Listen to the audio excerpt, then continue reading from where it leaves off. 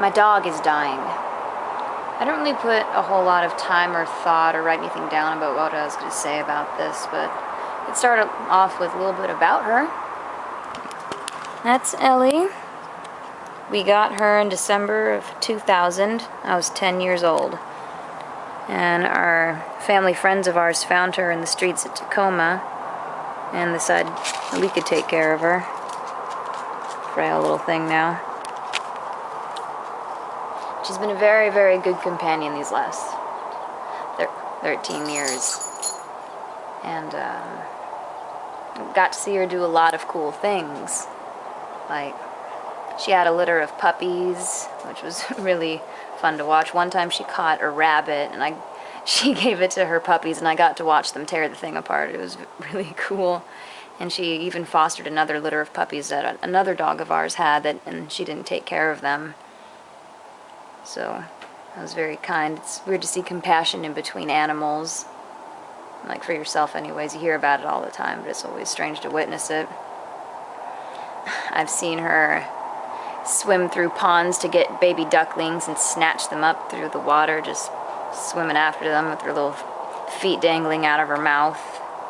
And I've seen her tear apart raccoons and opossums, and she even got a deer stuck in a fence once, and she was trying to bite at its feet and its belly, but it's got away, much to her dismay, I bet.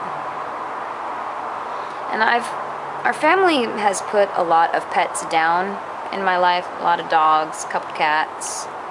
And you know, when you're a kid, I don't think you really understand what death is.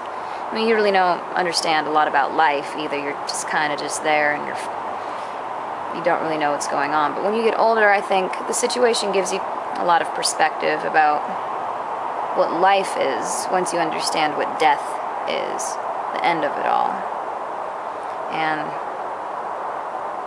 I don't really know if there's much or anything at all after life. Sometimes I prefer to think that there isn't, but I have a lot of religious friends who do believe in an afterlife. I'm not going to get into that right now.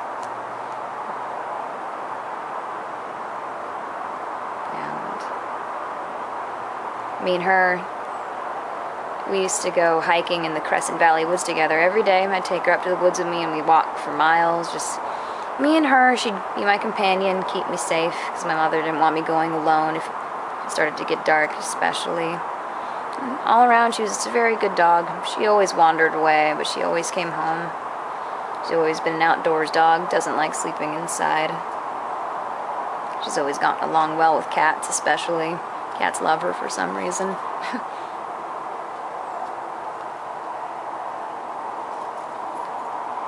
I think why I'm making this is maybe a memoriam to her, but I also want to gain some understanding and perspective what other people think about the subject of death, because I don't think a lot of people really think about death until they encounter something like this, like my dog dying and withering away right before my eyes.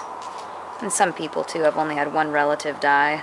Everyone kind of saw it coming, but sometimes I sat with my dog all day today, and she would just stare off into the distance and blink and breathe, and sometimes I wonder if she's actually thinking about anything. Like if she could actually tell me how she's feeling, she'd be like, "Alina, you have to make this stop." I don't know if she's in pain. I don't know if when she gazes off in the distance, if she was remembering her puppyhood or any of her experiences, or if dogs even have long-term memory like that, or those types of feeling of joy and nostalgia. I'd like to think that they do, though.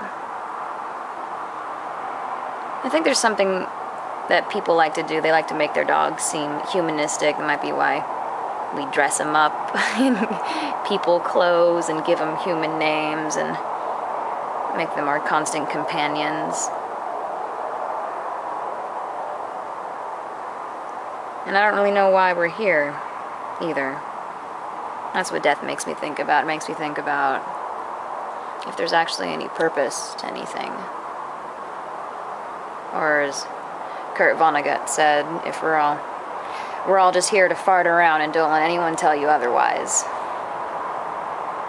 Sometimes I think that's more true, often than not.